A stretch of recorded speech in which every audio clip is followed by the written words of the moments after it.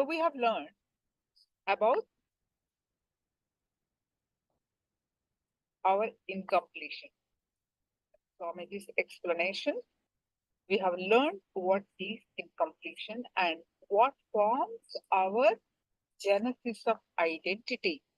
Why we feel something inside and we project something inside, and whatever we want, people don't think about us and they think whatever they want. And why we form this genesis of identity? Because of incompletion.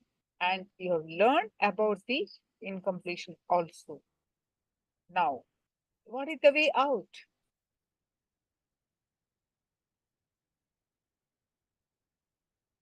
What is the way out? Way out is completion. You need to taste the joy of completion.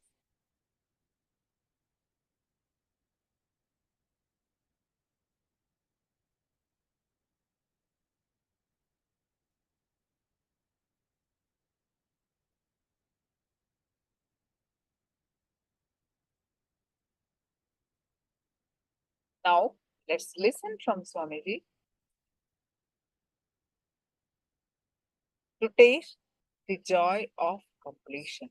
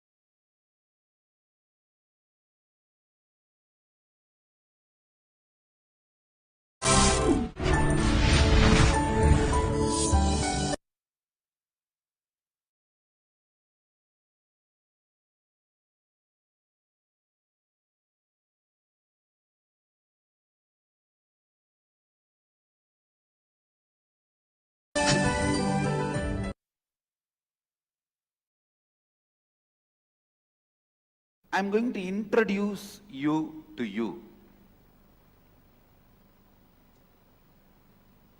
As I said, you are not just the body or your mind or what you cognize as you.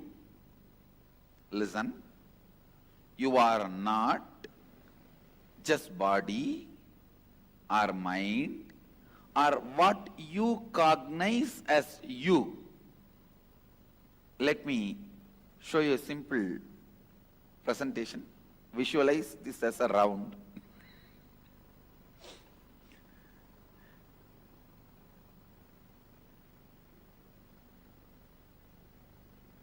I am trying to redraw whatever is projected.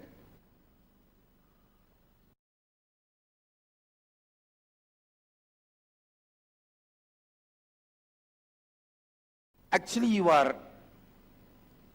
totality of your body. Please, the first component of you is your body, the physical body which you are carrying, which is made out of bone, flesh, blood. This is the first component. Sometimes up, alive, excited, sometimes depressed, sometimes frustrated, sometimes feeling guilty, sometimes feeling alive, bright, sometimes feeling tired, bored. Mind.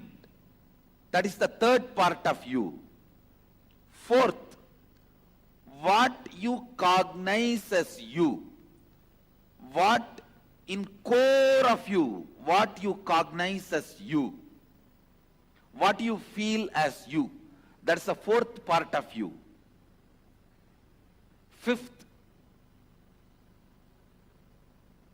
the bliss, freedom, beyond all these four. I can say the glimpse of real you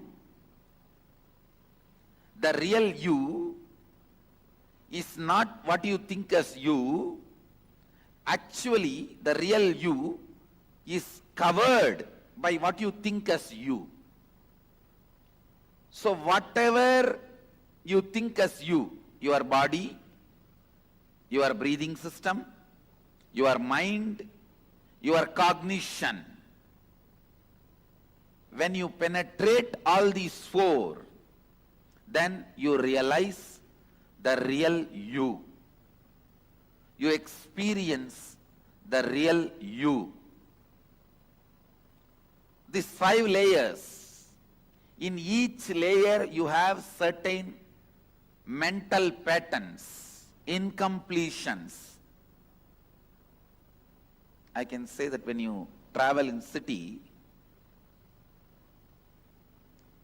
if you are going from here and want to cross the city, so many diversions. Suddenly one political rally, take diversion. Then road is cut by PWD, take diversion. Road is cut by BSNL, take diversion. Traffic jam, take diversion. Finally, instead of crossing the city, you will end up back in the same road.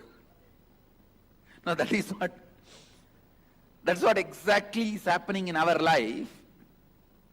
When you try to cross layer by layer and reach your core, please understand, every day, every one of you are struggling to experience your core. When you are back from your work, the way you throw your shoes, throw your clothes, lie down on the bed, even in that moment, you are trying to reach the real you. Unfortunately, constantly you are facing the boards, take diversion, take diversion, take diversion. Each one of your mental pattern is take diversion board, no entry board. Take diversion, no entry, road closed, maintenance work going on, sorry for the inconvenience. These are the boards you are constantly facing. Every pattern, every incompletion you are carrying is no entry board which stops you experiencing the real you. The real you.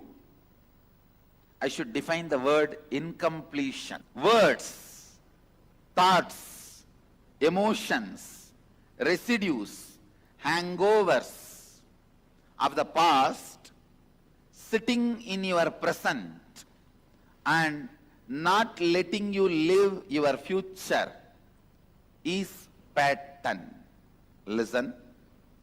Words, thoughts, emotions, hangovers, residues sitting in your past, not letting you live your future is incompletion or patterns. It can be as simple as morning cup of coffee. There are many people, without cup of coffee, they can't get out of their bed or they can't get out of their bedroom. Many can't even go for 1, 2, 3 without cup of coffee. No, it's a physical level pattern. It can be as simple as cup of coffee and as complicated as always attracting abusive relationships. Please understand, if you are constantly attracting the people in your life who cheat you, who abuse you, who exploit you, even that is your pattern. So please understand, I have to tell you the truth. I have to reveal the truth to you all. If you are attracting again and again. People who are abusing you, cheating you, exploiting you, or hurting you, harming you, even that is a pattern. I'll explain step by step.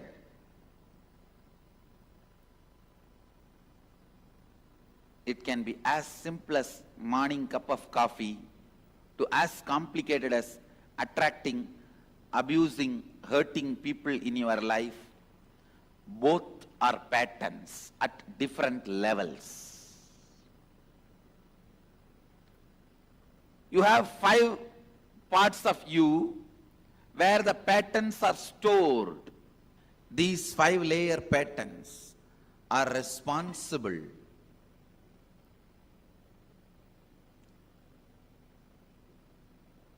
for you not experiencing completion. Once you experience completion, you will simply know how to rewrite your life, how to create your life as you want. These 5-layer patterns, incompletions, with which we are struggling. Now I am going to help you. I'm going to help you in these 2 days to complete and penetrate all those incompletions and experience the real you. The real you.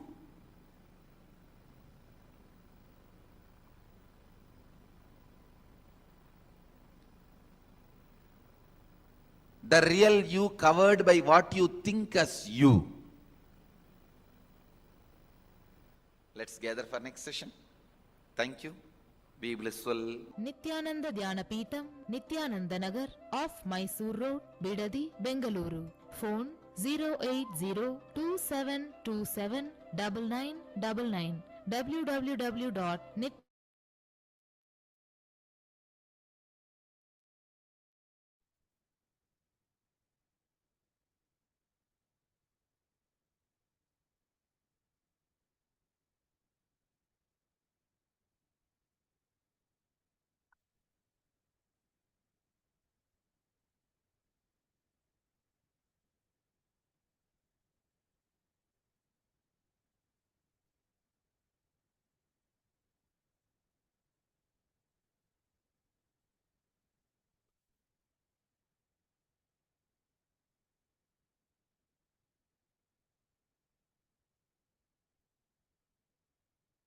Now let's learn about completion.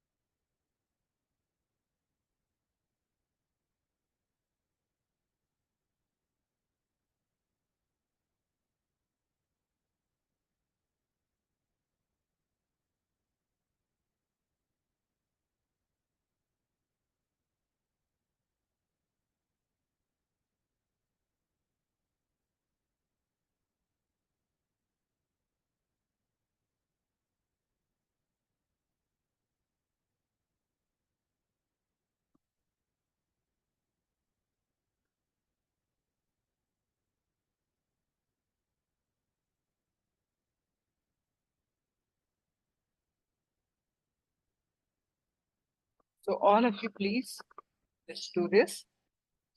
Before learning to do the completions, just identify your incompletions. Write down your current images, whatever you have learned in the session today. What is your current inner image? What is your current outer image? What is your current other image? And what is your life image? Please pen them down. And what are your incompletions? Please take a pen and paper, start compiling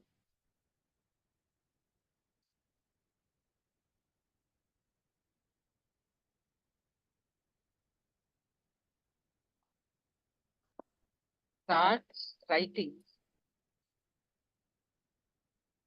your current images and incompletion.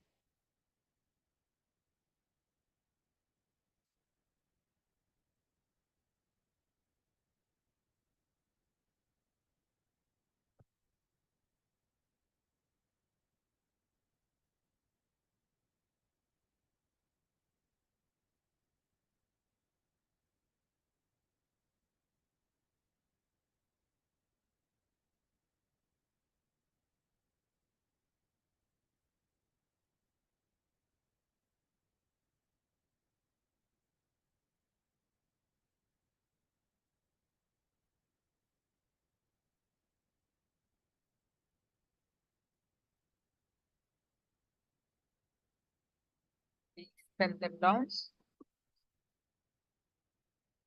Your incompletion, your current images,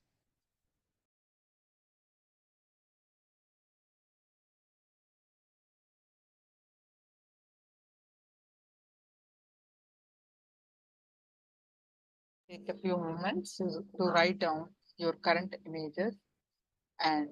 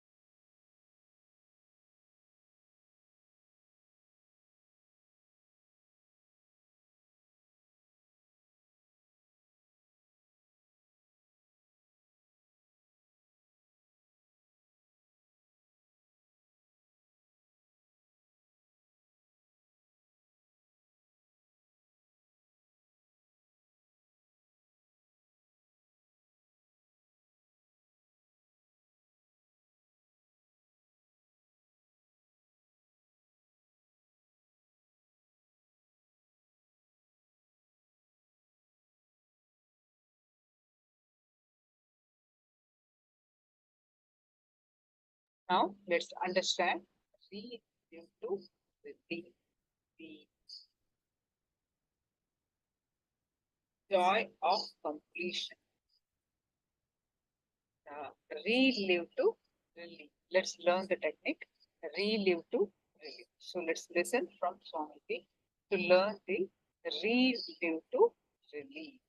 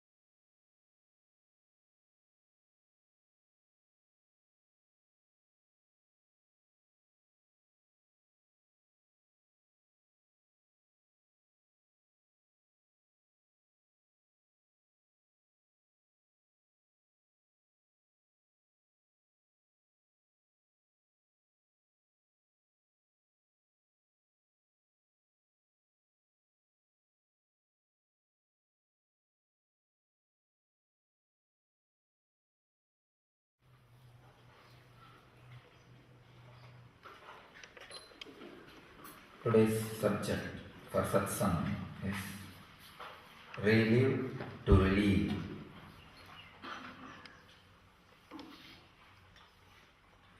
Again, I'll continue on the same subject of past life, past lives, second layer past.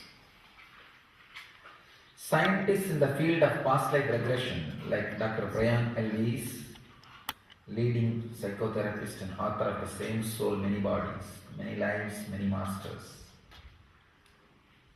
and Dr. Ian Stevenson, state past life therapy can be a cure for psychological ailments like unexplained fears.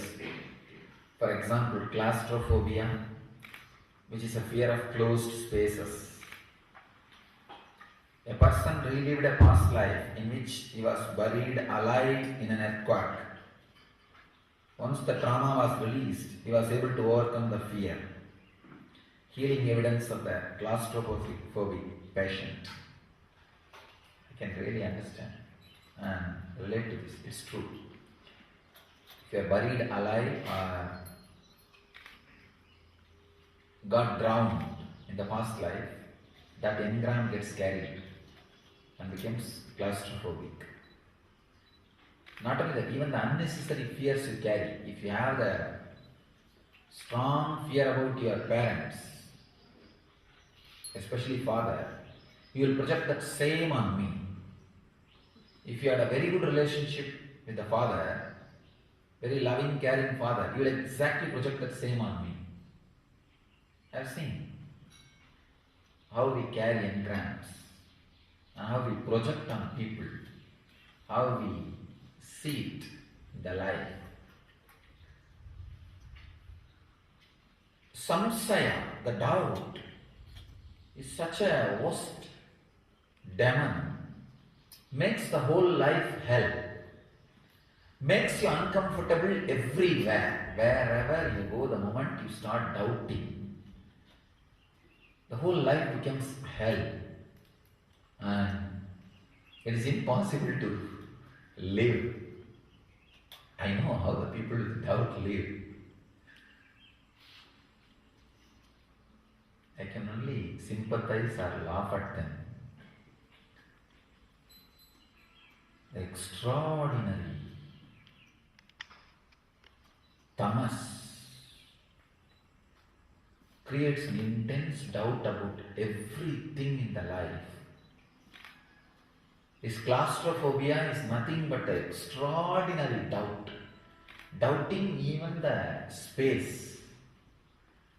There are different levels of doubt. Doubting persons, doubting relationships. The extreme is doubting the very space you start living in. you are living. That's what is the claustrophobia. Even Patanjali says in his Yoga Sutras, Samskara Sakshat Karanat Purva Jati Jnanam. Making samyama on previous thought waves, one obtains knowledge of one past lives. Vivekananda also translates this as through the perceiving of impressions comes the knowledge of past life. It's a technique, very powerful technique. If you are claustrophobic now, try to meditate on that samskara. Why you feel that way? How you feel? You will open the first layer past and second layer past. Same way, if you are having the fear, projecting your past trauma or the doubt, untrusting relationships on me, dig into it. Why you are feeling that way? Why you are projecting that way? Dig into it. You will see. You are rewinding the first layer past and the second layer past. It may not even be just from this birth. Because many things from this birth can be just burnt away by NSP. Samskara Dahana Kriya is enough to burn away many things from this birth. There may be something you are carrying from the past.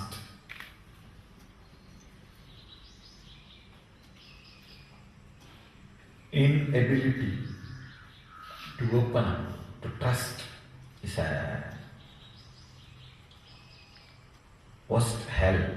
Because with that quality, however life is comfortable, you just can't live. It will suffocate. See, claustrophobia and living with the people whom you are not able to trust are one and the same. You have a huge house, so much wealth, but the 2-3 people with whom you are living, you are not able to trust. You will be claustrophobic in that house. Deep suffocation will be there in that house. Claustrophobia is nothing but unable to trust the space you live. Even though there is a huge space, you will feel constant suffocation. If you look on the engrams which creates suffocation in you, go on digging, meditating, samyama, doing samyama on it. As I said yesterday, accepting and looking through. The first layer past and second layer past will start opening. First layer past and second layer past will start opening.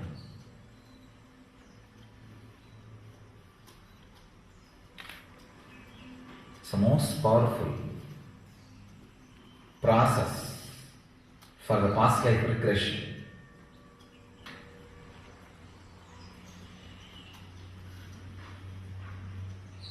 Again, I have one more abstract from healpastlives.com. Morbid obesity or clinically severe obesity is a life-threatening condition where patient is above the optimal weight for their height due to chronic urge to overeat. Research says although genetic mutation, physical addiction, brain chemistry and psychological pain may be the causes, unhealed past life karma is the primary cause. Research says that most common past life causes for the morbid obesity are starvation in one or more past lives, lead to constant desire to overeat. And not only that, if you have cheated somebody's food, again that karma lands in your system and it takes an effect of making you overeat. Please understand, all the countries which are depriving the food from other countries are suffering with obesity. Look.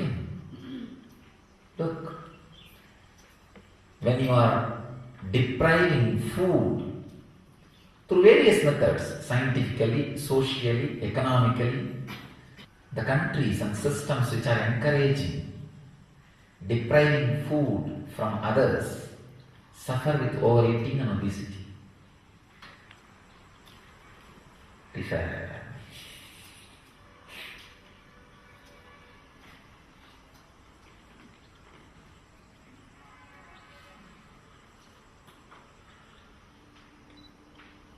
Exactly what the scientists are saying is true.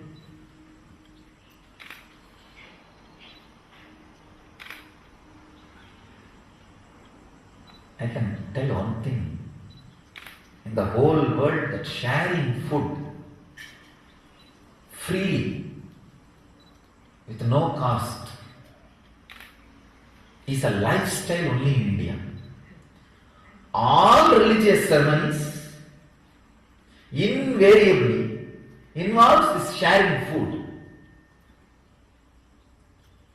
That should be the Vedic tradition, because we are grain-based civilization. Sharing food, not just social or religious ceremonies, as a lifestyle. I have seen at least in my village, at least the 10 houses which I know, in which I grew up. In Indian villages, you don't grow up in one house. You usually live in the 10, 12 houses. Some 4 5 days you stay in one house, some 4 5 days you stay in another one house. Saturday, Sunday you stay in another one house. That is the way we all grew up. And there will not be any reason. Just like that, go to the grandparents' house. I will not come back for even for 20 days. I will be there. Because school, everything is all close by, you see. All the 10, 20 houses, I grew up. I have always seen all those houses are always open, either for sadhus or for beggars or for guests or for visitors. I have seen my grandfather's house, my mother's father's house. All the villagers who come for the business to the city, they will straight away walk into the house and eat and go. It's not that they will inform before. Always it's like it's not, only when I describe now it looks like a big thing. And only when I saw the other country lifestyle, I understood it's a too big thing. Of course, if you are from an Indian village, you will not consider this as a big thing. Oh, this is a lifestyle in every house. Every house is a lifestyle. But only when I started traveling outside India, if your own son's house also, you have to make 2 phone calls. Your own daughter's house, you have to tell 2 times that you are coming at this such and such a time. I am really shocked. I have seen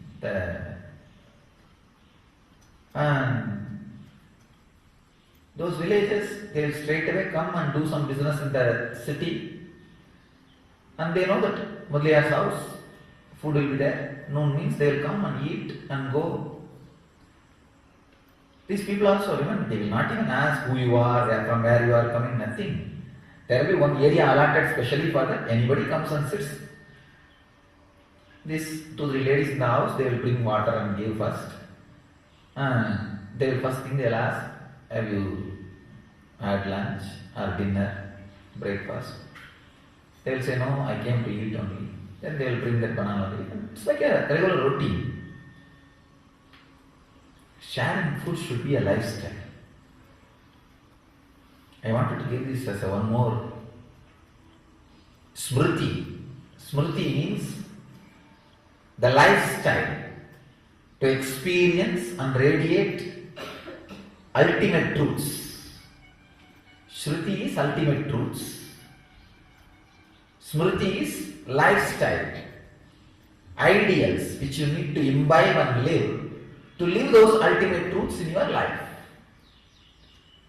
So I wanted to add this one understanding as a smriti for all our disciples and followers. All your house kitchen should be open for anybody who is hungry. It should be a rule. Anybody who considers me as a guru, a god, my disciple or devotee should keep this as a vow. Keep your kitchen open. Don't cook only for you. Then obesity is the only way. If you are cooking only for you and your family and eating, be sure obesity will be your lifestyle either in this janma or in the next life. That's all. Now or next, obesity. Obesity is the way you will live and die. So, not only this karma, even as a great understanding about life, food should be free. Food should be free for the whole humanity. So all our devotees and disciples should keep their kitchen open to any visitor, beggar, sadhu, guest, or even the animals who live around in that area. All of them should be given food. And any of our disciples, devotees who are in the position of decision making, either socially, politically, or any religious leader or anybody,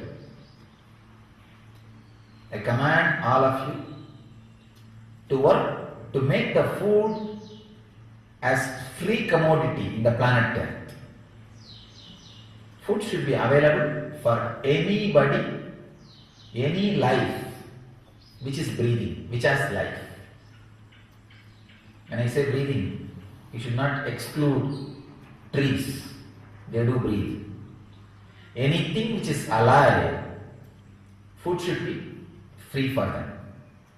Food should be made available to them. The food, making the food available is one of the greatest virtue.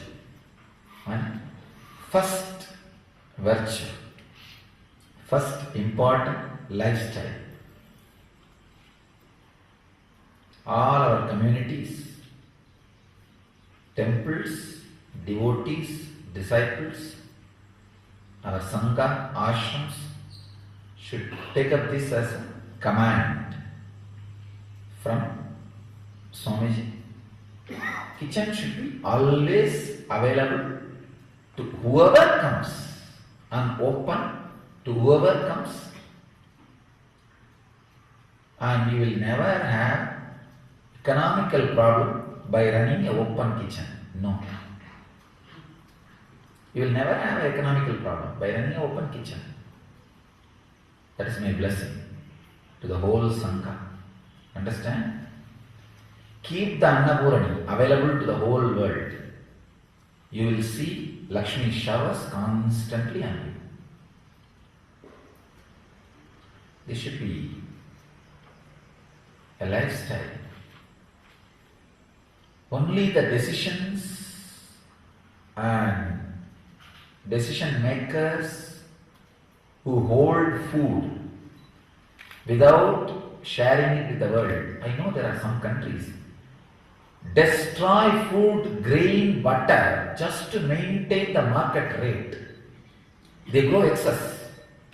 Too much dairy products are produced, too much grain is produced. They dump the whole thing into the ocean so that the market rate is maintained.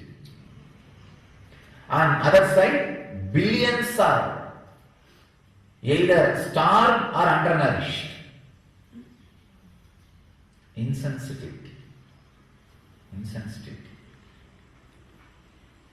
So all our devotees and disciples should get into the decision making, powerful posts of these fields and take care that food is available for the whole earth, whole planet.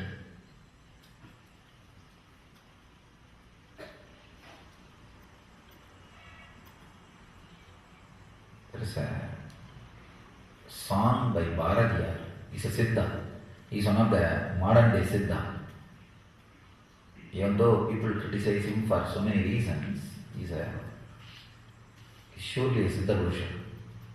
At least had Satori experience. He sings in one song, Taniyoru Madidanu Kunavilla Yenivinta Jagatthina Yadithiduvo. Exact meaning is, if there is one man going without food, let us destroy this whole earth. It is not useful, worthy of being alive.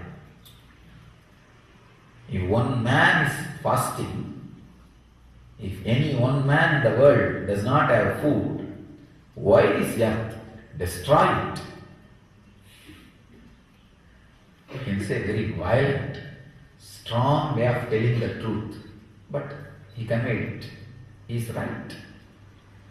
Taniyoru Manidanu Kunavilla Yenilinda Jagatthina Yadithidu.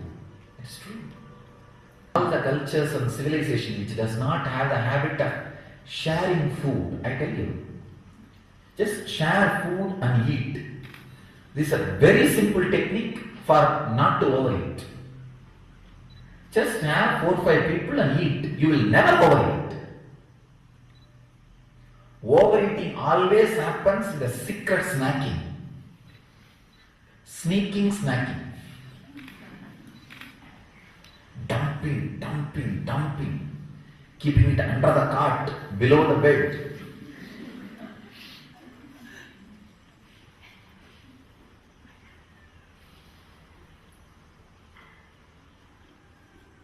I tell you, it's really, always have few people to share food.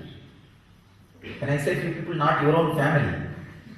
Somebody outside, have few people, you will never overeat.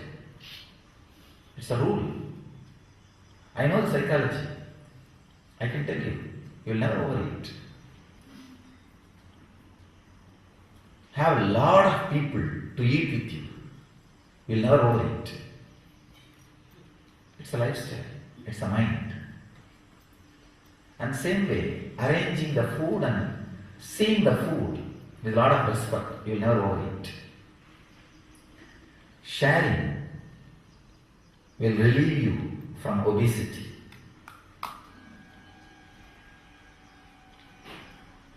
Fear of past and guilt from past lives also is responsible for morbid obesity. That's what. Depriving food from others.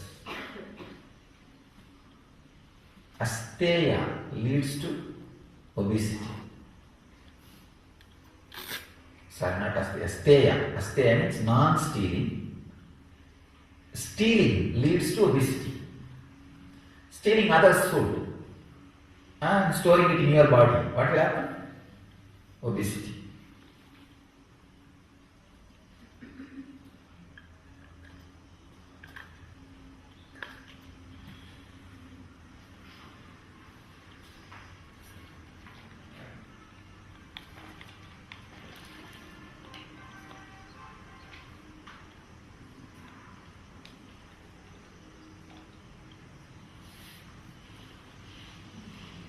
Every moment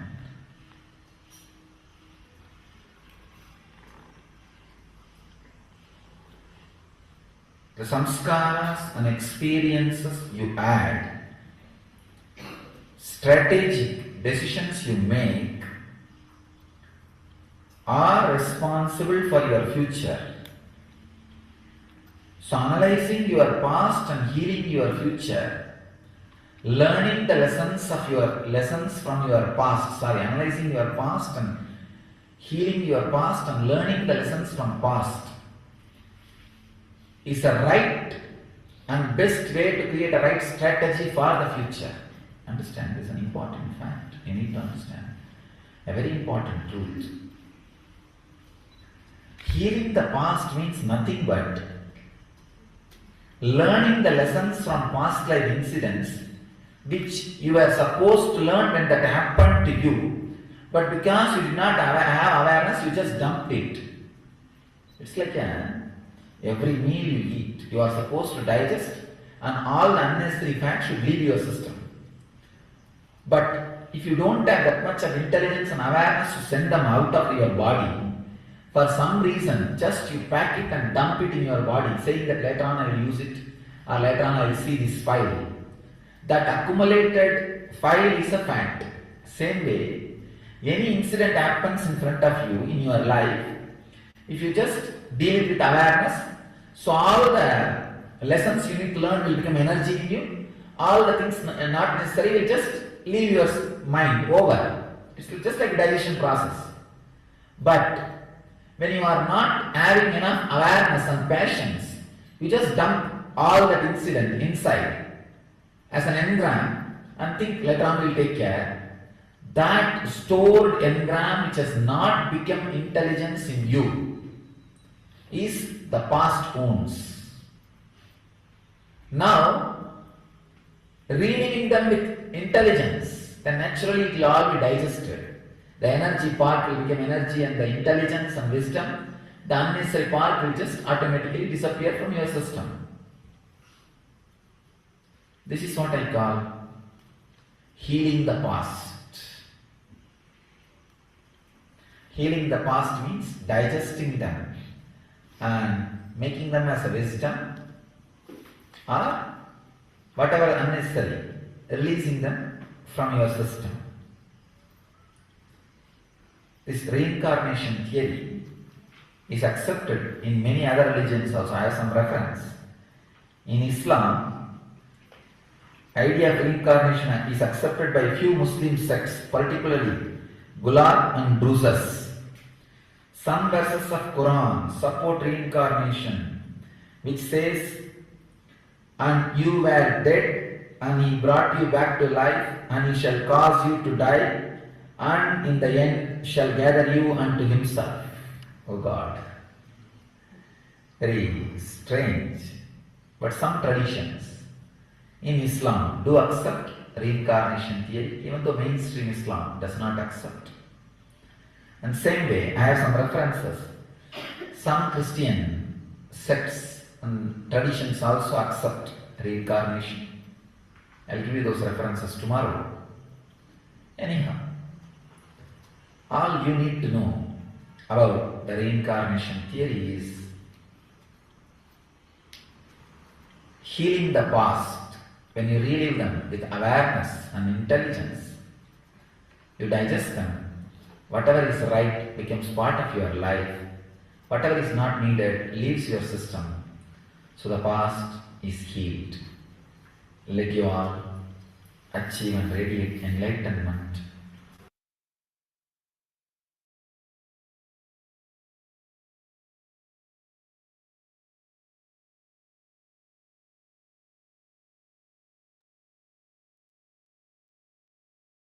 Nithyananda, everyone.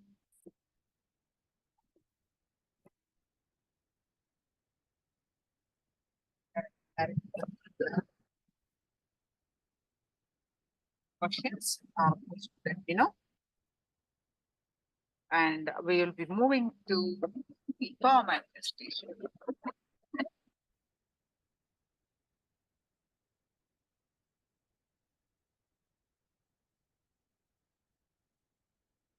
So please post a powerful cognition from the excitement book.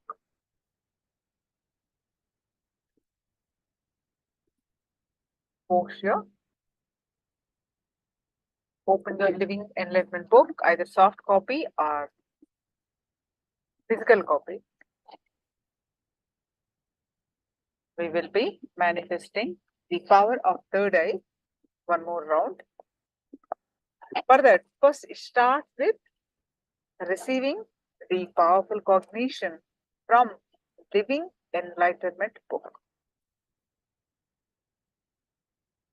The link is posted in the chat.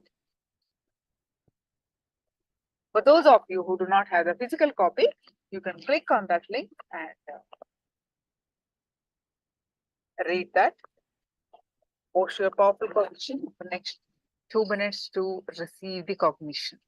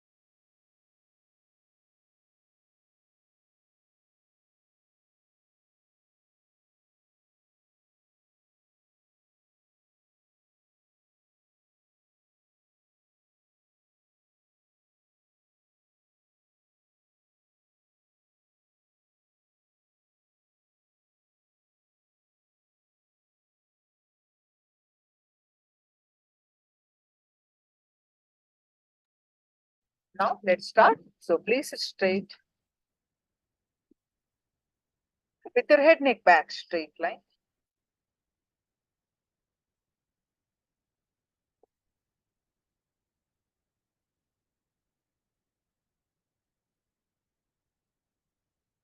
And close your eyes.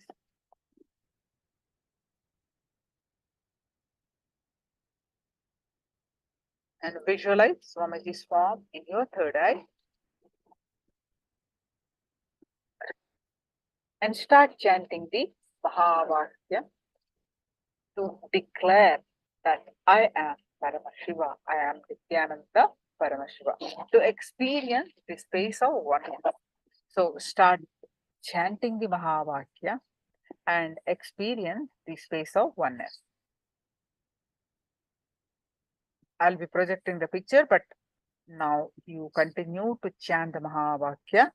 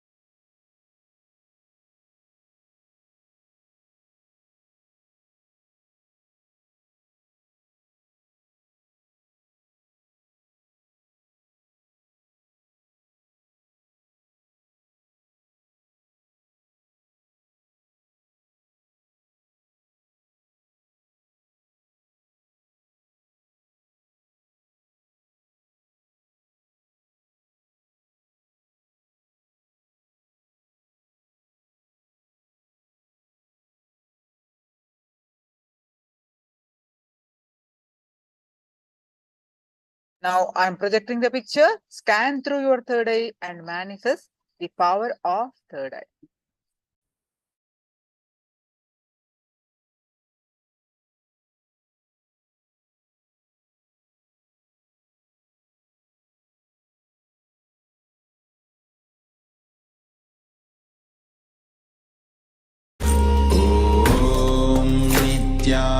Nithyananda Paramashivoham Om Nithyananda Paramashivoham Om Nithyananda Paramashivoham Om Nithyananda Paramashivoham Om Nithyananda Paramashivoham Om Nithyananda Paramashivoham Om Nithyananda Paramashivoham Om Nithyananda Paramashivoham Om Nithyananda Paramashivoham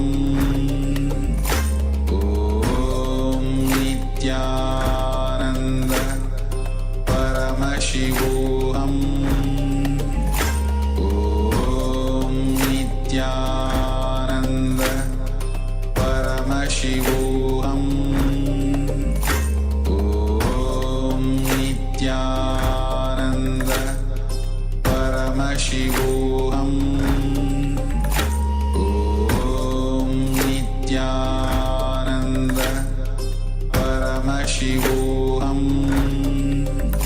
Om Nithyananda Paramashivoham Om Nithyananda Paramashivoham Om Nithyananda Paramashivoham Om Nithyananda Paramashivoham Om Nithyananda Paramashivoham Om Nithyananda Paramashivoham Om Nithyananda Paramashivoham Om Nithyananda Paramashivoham Om Nithyananda Paramashivoham Om Nithyananda Paramashivoham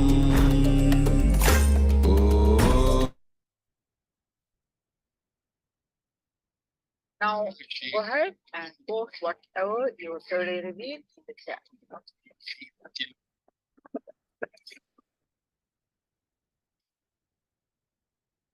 Post whatever your third day revealed in the chat. Yeah.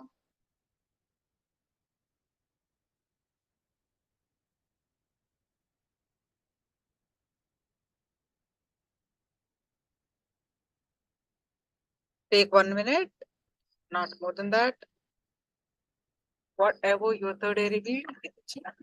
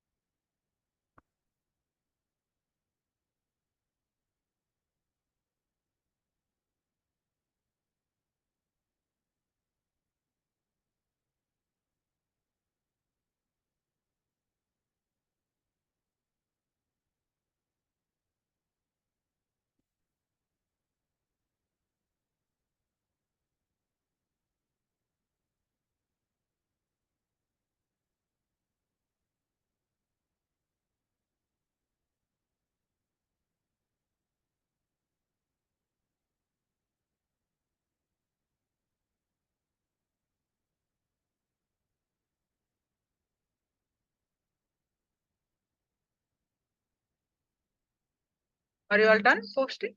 Now we are going to have a very interesting session.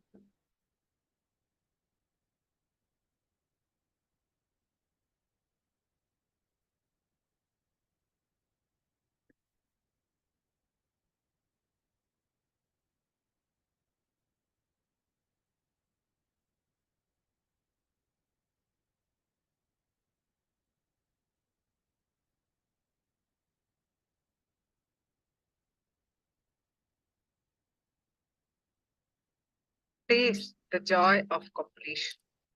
So now, that's what Swamiji is saying of this session. Taste the joy of completion.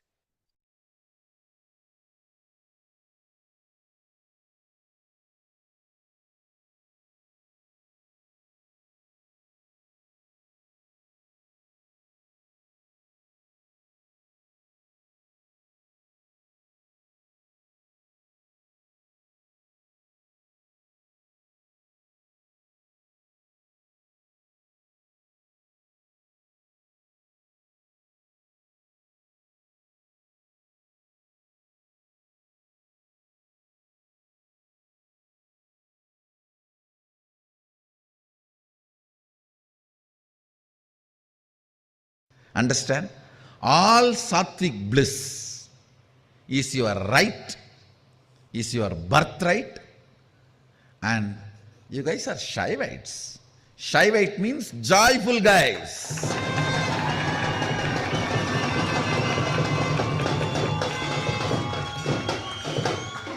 We are Shaivites. We are joyful people. I tell you, joy destroys cunningness. Joy destroys this crooked thinking. Joy destroys lack of integrity. Joy gives you larger vision. Sadashiva himself, I tell you guys, when he lands in you, he will create an intense joy in your system. That is the way he will land. He is Lord of Ananda. I wanted to explain from the angle of the spiritual alchemy process about the reason for the Sattvika Ananda. Understand? Do not allow your physiology or psychology to enjoy any joy which comes by torturing anybody. Don't allow. Then you lose your Shaivatva. No. You lose your Shivattvamasi. No, don't allow. Never allow any joy which comes by suffering of the other person, torture of the other person. No. Then your brain loses its capacity to hold Sadashiva in you. And always encourage, grow the Sattvika Anandas. Don't be shy to grow the Sattvika Ananda. Do not be shy to grow the bliss of Sattvika, means non-violent joys, should be grown so much into the system. I tell you, more and more dosage of non-violent bliss develops larger and larger vision of life. Sattvika Ananda person gets, I can't even describe the benefits, because the benefits happening in the physical level, in the muscle memory level, physiological level, psychological level. When the pitta in your brain, that layer of pitta reduces, only then your system develops a power called eating its own dead cells and cleaning up, which is the energy of Rudra. Understand? Listen. Just now, few days before, one fellow got Nobel Prize for Physics. His research project, I studied his research project. Why he got? It is all about the science of how the body is eating its old dead cells and how it can be supported and encouraged. Please listen. For what he got the Nobel Prize now, at least 60,000 years before, elaborately Sadashiva describes. I can give you precise word. Now I think in English they use the word autophagy or something. I can give you the precise word in Sanskrit, in Agama, and the precise principle. Precisely.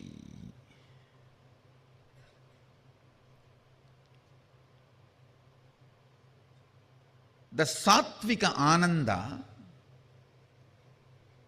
what it does, listen, it will clean up the Pitta layer in the brain, means the layer which makes you powerless, tired, and withdraw from the life for no reason. So actually, when the Pitta layer attacks you, suddenly you will feel like frustrated and don't want to get involved with anything.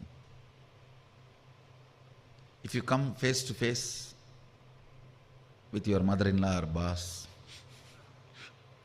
or the people whom you don't want to see what happens to you at that moment, imagine that's the same thing, the Pitta layer spreading. Listen, this Sattvika Ananda, first thing, cleans up that subtle layer of Pitta, that's one. Second, it awakens the Rudra energy in you, which makes your system eat all the dead cells and dead parts of you and clean up. Just clean up.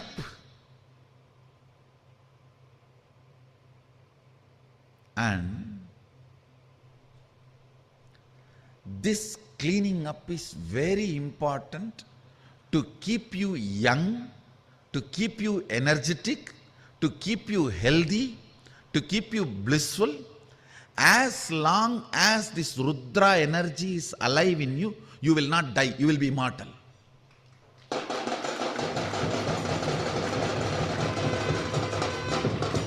Sattvika Ananda awakens that Rudra energy in you intensely, I tell you.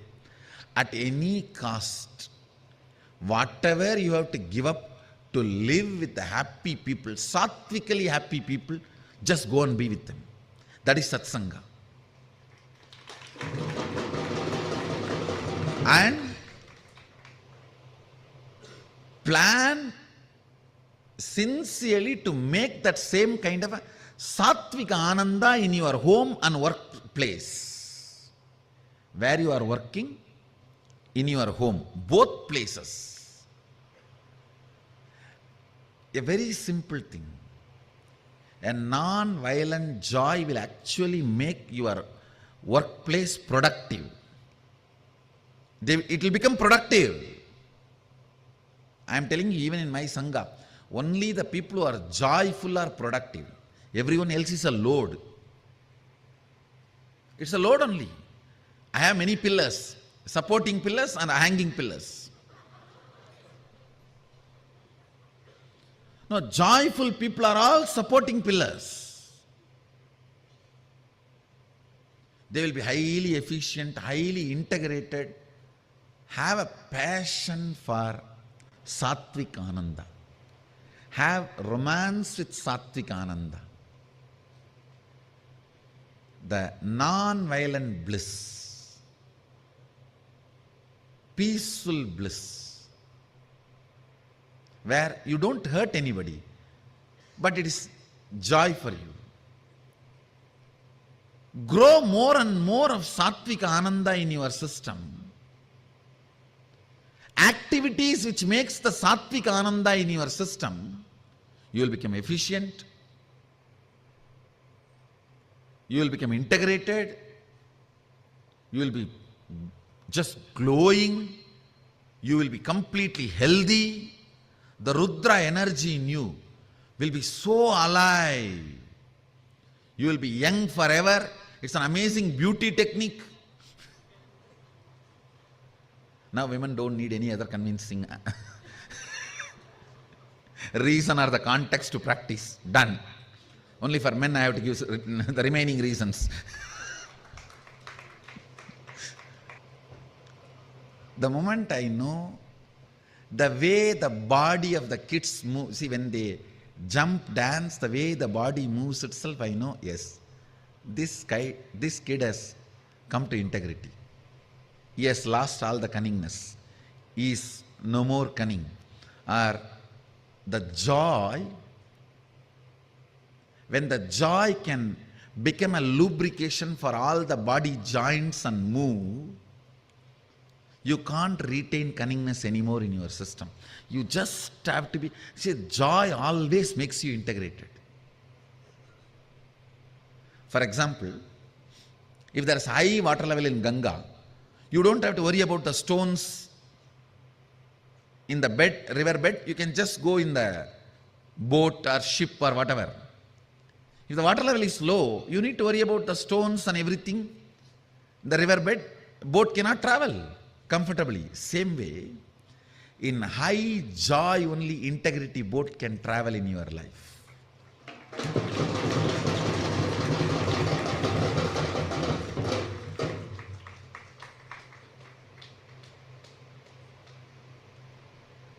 Immediately the moment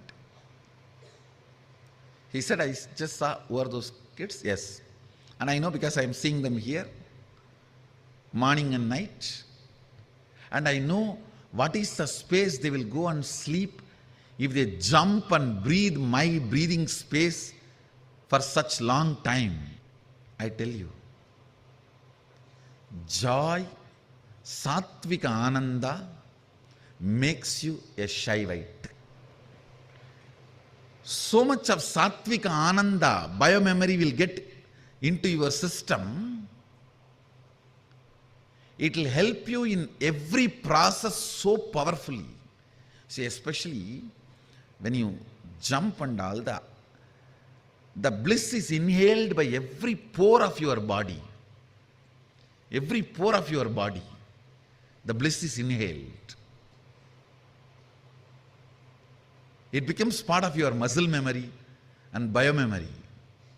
Of course, doing puja is surely sattvika ananda, but you don't use the whole body to do puja.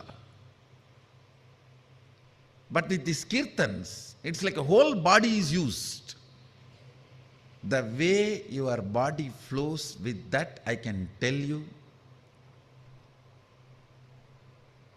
the level of integrity you have and the efficiency are the vision about life. All the sad people are cunning fellows. Never believe sad people. Never believe sad people. Never believe their words. Never have them as your business partner or life partner. They can suck your life and destroy your life. If you can make them sattvically blissful, do it. If not, at least save yourself. Get rid of them. I'm telling you. Because sad people can talk about integrity but never be integrated. They will only be cunningly strategizing. Like that only, if the sad fellow, even if he is integrated, he is waiting to ditch you in some bigger deal. He is having his knife behind the back. Never ever believe sad people and get into any venture. That is like a getting onto the mud horse and entering into Ganga. Never.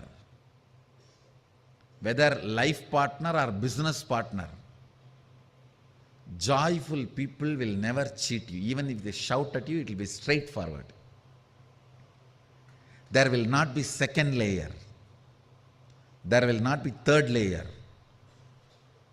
Never believe sad people, even if they show very humble, polite, very good, decent, civilized manner of behavior.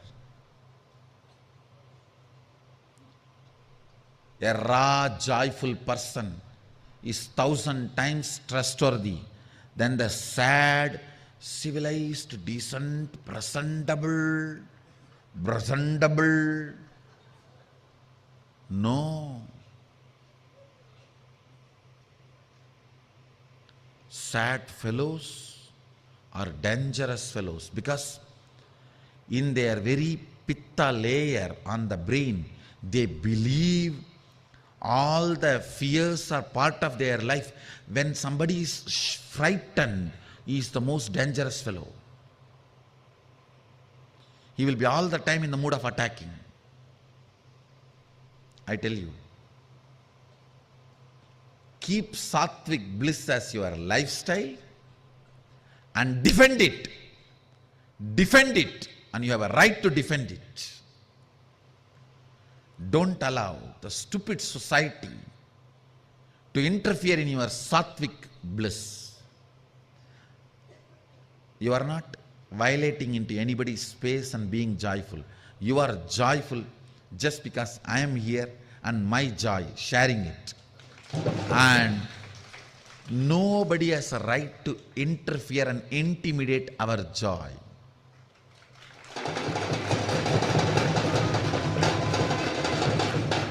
If they intimidate, they give us the right to retaliate.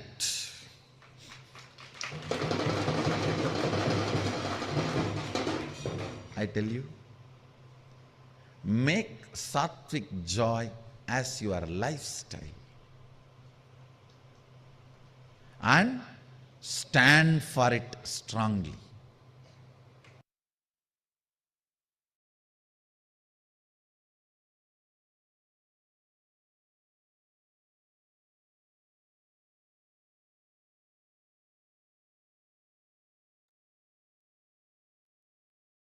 Now, let's do one more round of power manifestation. So please go ahead and post powerful cognition from any enlightenment. Oh, in the previous one, I didn't show the answer. Sorry. I gave the answer.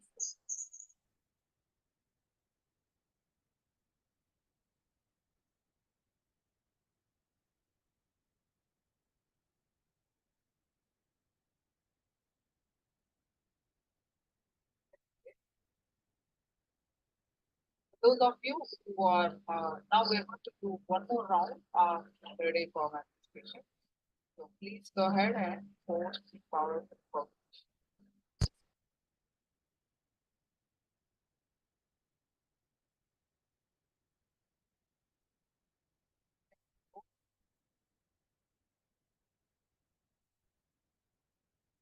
Can you all hear me properly now? Water, trees, wonderful. So many of you manifested, wonderful. Blue color, also correct. So good. Last, many of you manifested. Give yourself applause. Now it's time to do next round.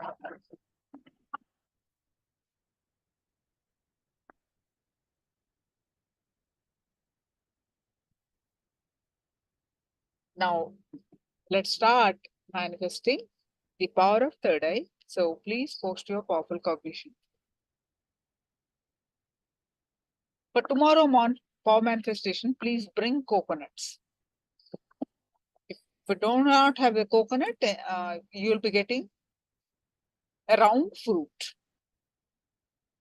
Try to get coconut by tomorrow's session. If you do not get coconut, at least you get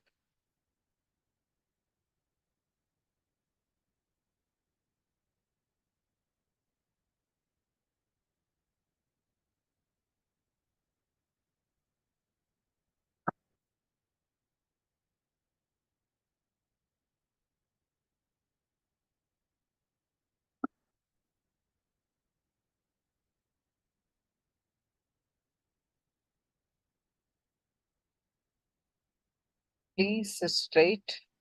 I'm going to project the picture again. So please sit straight. Visualize Swamiji's form in the third eye.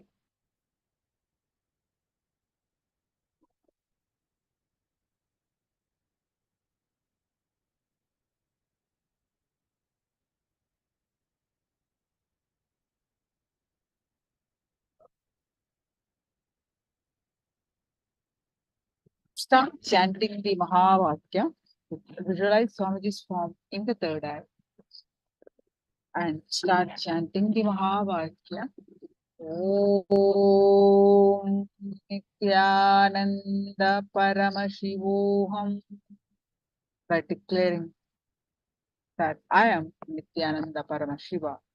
Intensely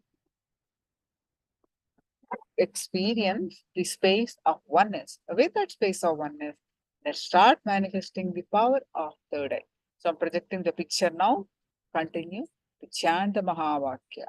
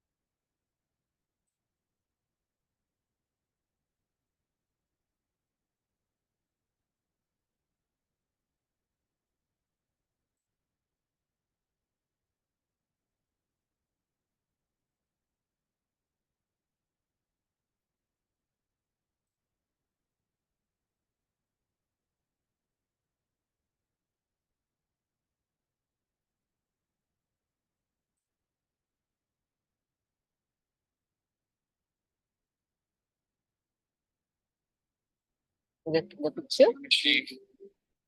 Stand through your third eye and manifest the power of third eye.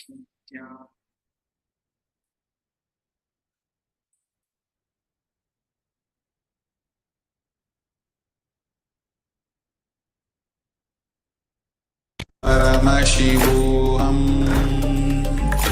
Om Nithyananda Paramashivoham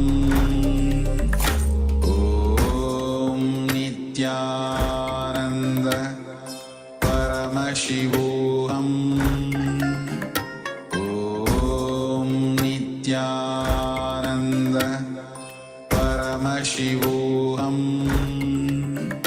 Om Nithyananda Paramashivoham Om Nithyananda Paramashivoham Om Nithyananda Paramashivoham Om Nithyananda Paramashivoham.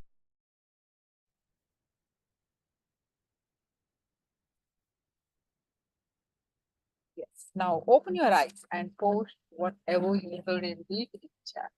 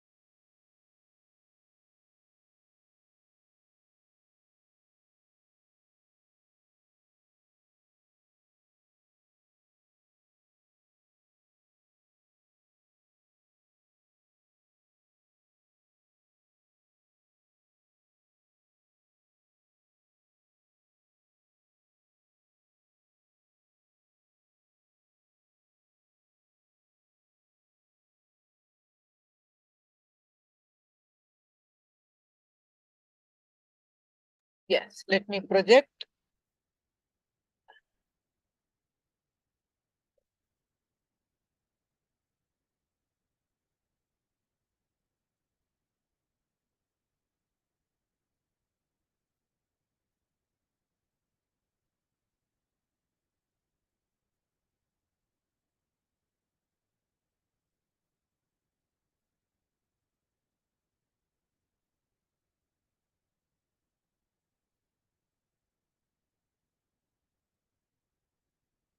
This is what I projected.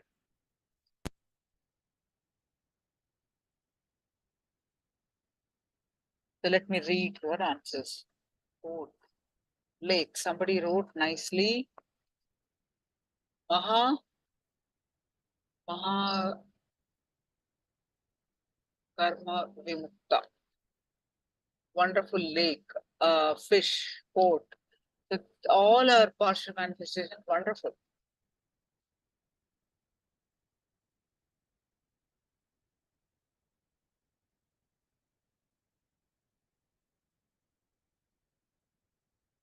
Yes. Now let's. Any questions? What we discussed so far, please do let me know. So now it's time to move on to our next section.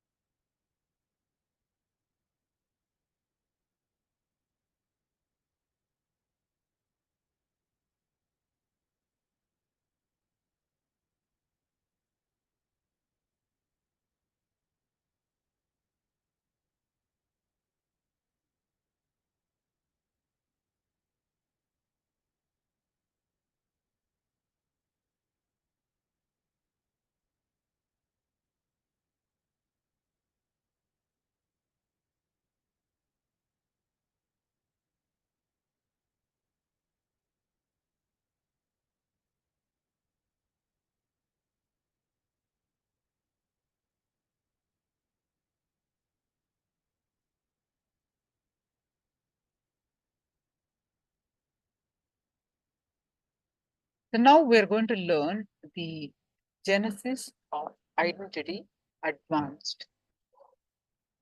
We have learned the basics. Now we're going to learn the genesis of identity in more details.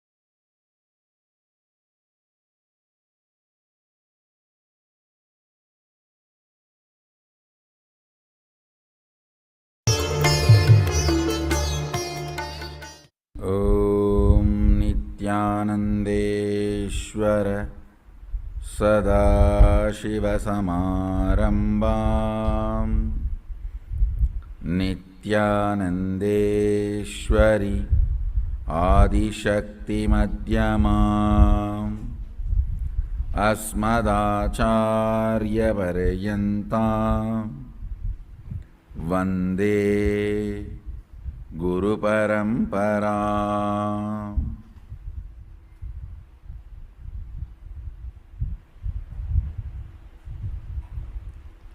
I welcome you all with my love and respects. I welcome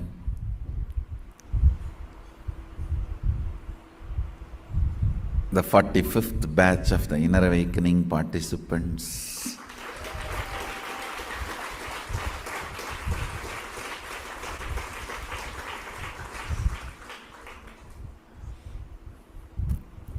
They are doing Inner Awakening on right time, when the whole Adinam is buzzing, getting ready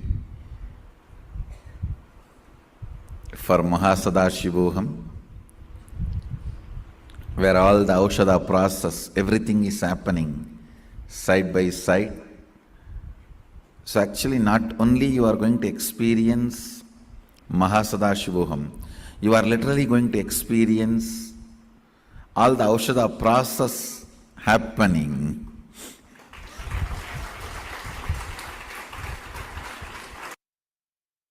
Trust is everything.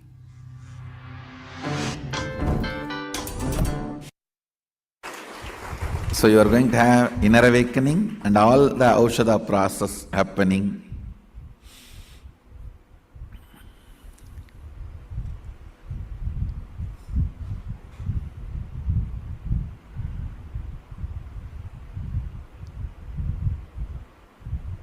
Welcome to experience the ultimate.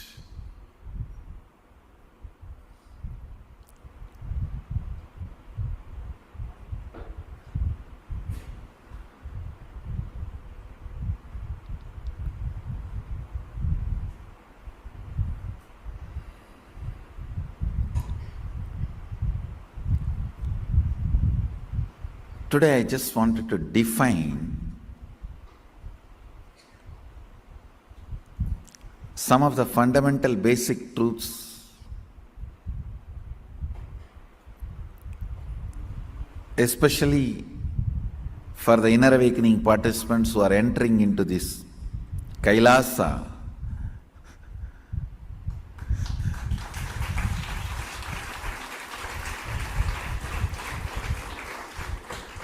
Which is totally too new and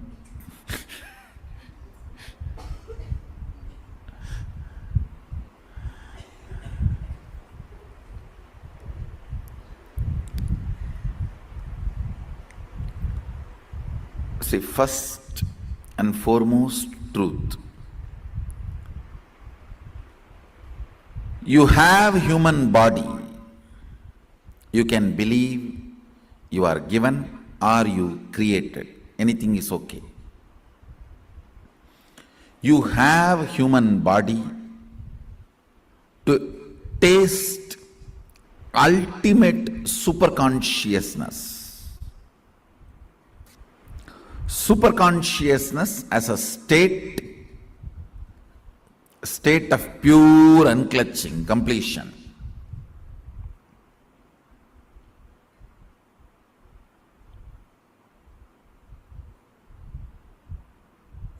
Superconsciousness as a state, pure state of completion.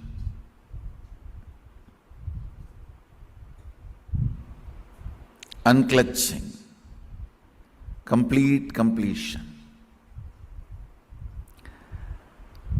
Same superconscious operating space. Understand?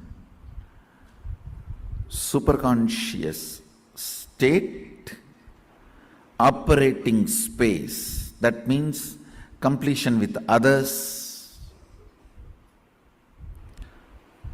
Not only completion with others can be considered as a being neutral state, neither negative nor positive. Enriching others, where your consciousness oozes out and involves itself with others' life. Understand? Only when your consciousness involves with others' life, you manifest Ishwaratva. The Ishwaratva starts manifesting. The space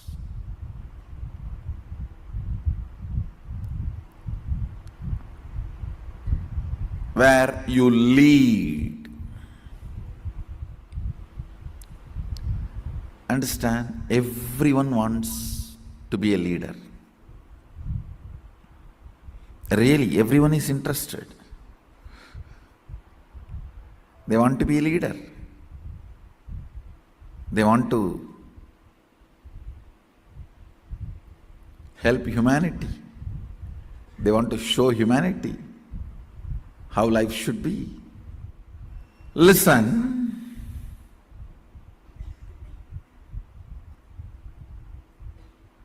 The state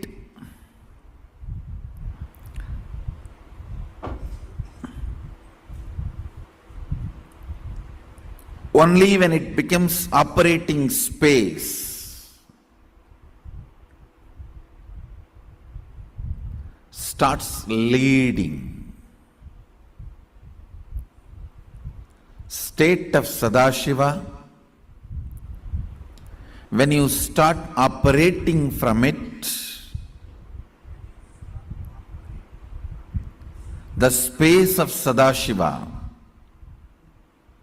where not only you share completion with others,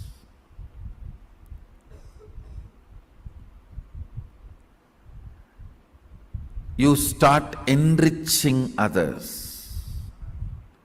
You start causing others. Hey there. If you open Instagram right now, you will find ads enriching and causing others' reality becomes your lifestyle. Understand?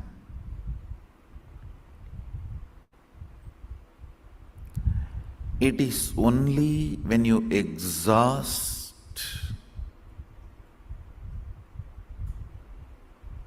all the possibilities and powers you have, Sadashiva starts manifesting his powers through you. Listen carefully. Greed means want to have more without even utilizing already what you have. Need means exhausted everything you have. If you get more, you are ready to use it. Sadashiva gives his powers for needy, not for greedy. This is the difference between need and greed. You exhausted everything he has given you already. If he gives you more, you are ready to manifest. You are ready to function. You are ready to share. You are ready to operate. Then he is ready. He is ready to give. Listen. Listen to these fundamental truths. The state of Sadashiva, pure Nirvikalpa Samadhi, unclutching, complete completion.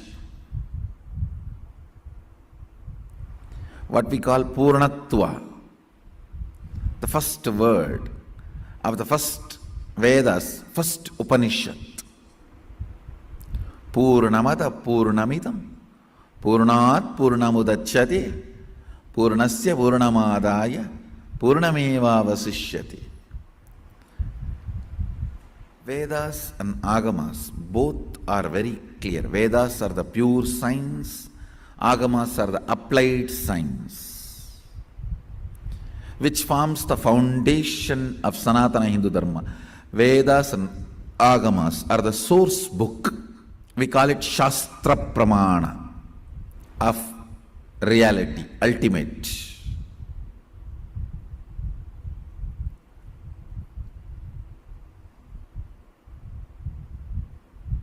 The fundamental thought current in Vedas and Agamas, it's very clear, out of completion, Purnatva only, all the great things manifest. So first, completion, Purnatva.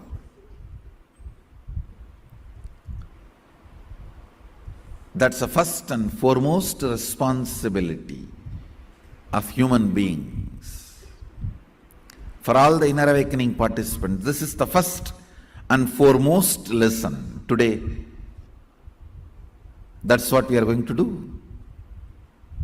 Working on you. Working on you to bring you to completion. The first session is Genesis of Identity. Understanding what you perceive as your identity. What you feel as you is too important, because only from what you feel as you start developing second person and third person of your life. Understand? One of the biggest reasons for stress in the life of a business owner is the feeling of feeling lonely and unsupported, even though they have. What you feel as you is your first person. What you perceive as others is your second person. What you perceive as your first person's perception of others and your second person's perception of the first person and second person put together is third person, the world. Understand? What you perceive as you is first person, I. What you perceive as others is second person, you. What you perceive as others, I and you, and what your second person perceives as them and others, I and you of the second person, put together is third person, world.